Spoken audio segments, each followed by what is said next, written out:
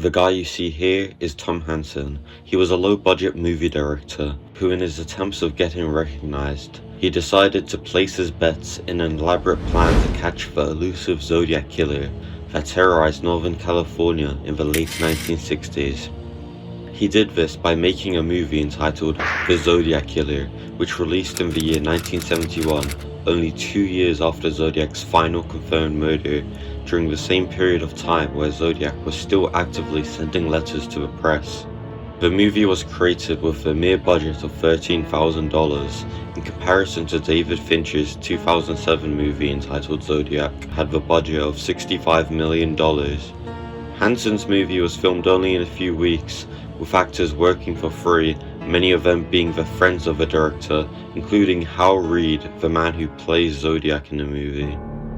It's very likely, if not probable, that Zodiac really did see this movie despite it being so obscure, with less than 1,000 people attending the premiere at the Golden Gate Theatre in San Francisco, a cinema which Hanson had to rent out himself with his own money to premiere the movie.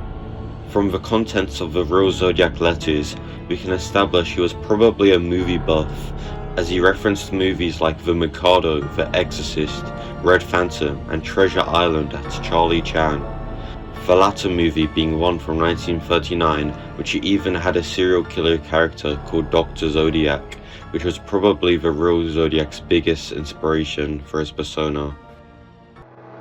Dr. Zodiac, the Eye of Allah Mata.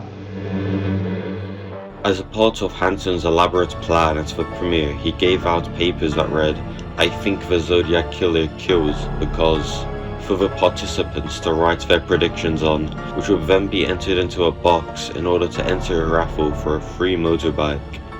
Secretly, Hanson hired 6 people to take turns hiding in the box to examine each person's handwriting to try spot the murderer, and believe it or not, he may have become close to capturing the killer.